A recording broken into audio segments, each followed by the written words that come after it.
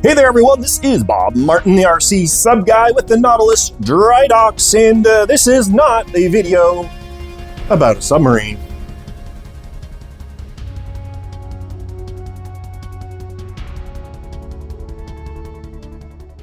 What you are looking at here is a model of the USS Crockett, which was a gunboat from the Vietnam era.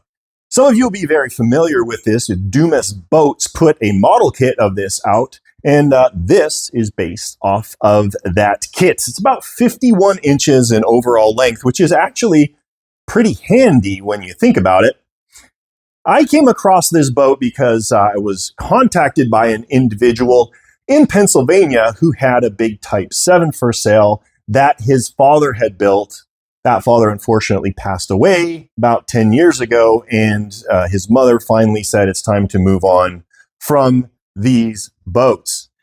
While I was there collecting the Type 7, he said, hey, would you be interested in this surface boat? I don't know anything about it. And I'm like, hey, why not? We took a chance on it, and to be honest with you, I'm glad I did, because this is a very cool boat. The owner did a really good job of assembly on that, just like that Type 7 that I had, which was also built from him. He has tremendous attention to detail. Let's just take a look at this thing. Obviously, you can see we've got a lot of LED lights here. Well, actually, incandescent lights. We're talking like 1990s that this thing was put together. We got bow lights, cabin lights, flashing indicator lights, more indicators on the side. These spotlights work. I'll show you that in a minute. We got functional smoke, moving turrets front and back, and obviously throttles and steering. Let's take a little tour of the boat, bow to stern. I'll show you how all of this works. So let's take a look at stuff here. All the lights are on switches. So the bow and stern lights are on this slider switch right here. You can turn them on and off with that. We got our turret right here, and I'm going to try and remember how these work here. So you can see that turret moving. It's a little slow. I'll admit, the bad guys are probably going to have a little easier time avoiding the gun than you might normally, but that's all fully controllable in both directions from the transmitter.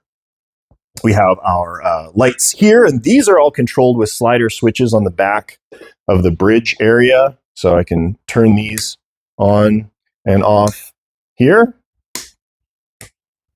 And then we got these little spotlights, and these are controllable right here. So if you want to blink out a Morse code or something like that, you can certainly do that. We got smoke, and this is controllable actually from the transmitter as well. So you just flick this up, and you hear that little fan kicking in. And if we wait 5 or 10 seconds, you're going to start seeing some smoke billowing out. There we go. I can start to see it. Takes a bit for those heating elements to heat up the glycerin. And then moving in the back here, we've got our rotating turret, controllable from the transmitter. And this is something actually that Logan did, fix this all up, because this was slow, just like the front one, but it was broken. And so, we fixed it up. Works really good. And if I'm not mistaken, this is all just lifts right out for easy access. And we got our rudders here and our throttles, which are super smooth, by the way. Let's take a look inside, because that's really where all this magic is. You just grab it like this, and off it comes. Now, let's take a look at some magic here. You see these copper plates. Those are contact pads for all of the lighting. So you have no cables connecting the top and bottom here. These are all the little pressure springs that rest up against that. Let's start at the front here. Buried under there is the workings for the spinning turret. You're never going to be able to see it on the camera here. Got a pair of 3S lithium polymer battery packs that add up to 6 amps of power, which is pretty cool. You got them on 2 parallel circuits here. a lot of old school solid state electronics. This is the switch that controls the direction of the turret. We've got switches inside for turret power and main engine power. Servos that control the different functions here. And I actually forgot. So this is the spotlight if that servo swings in that direction. And then if you move it in the other direction,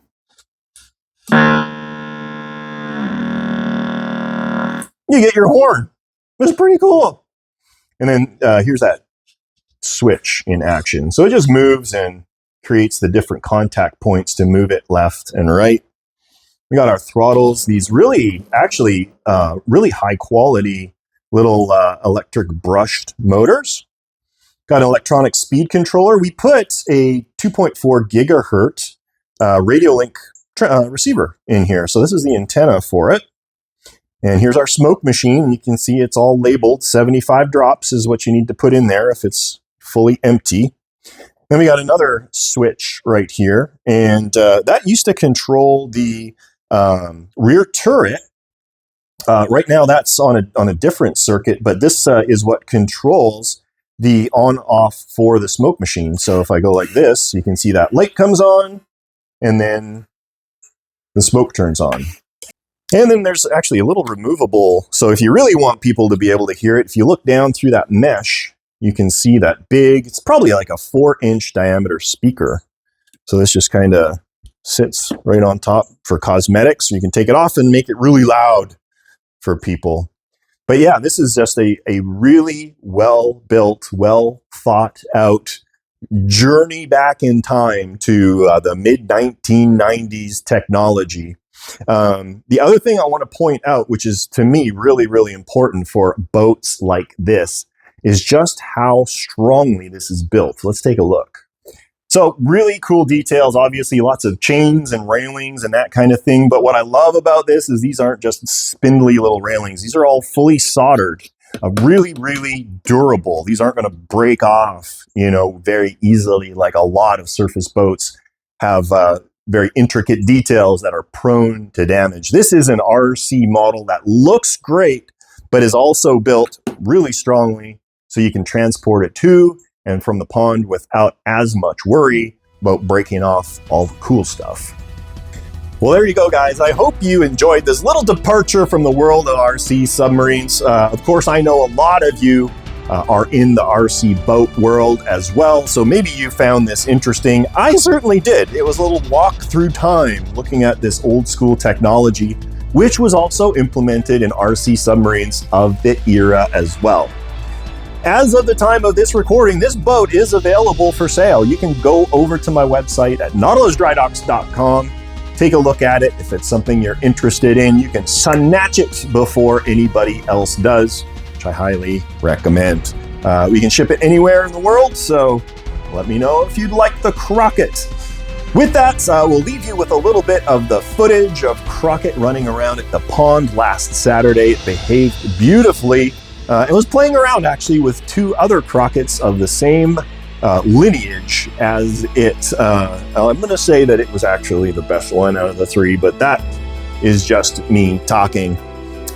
With that, we are going to let you go. I am Bob Martin, the RC Sub Guy. If you like what you see here, please like and subscribe. It helps us out here a lot. Drop your comments or questions below, and have a great day. We'll catch you next time. There we go. Two Crocketts, and the other one is biding his time. He might be coming out too.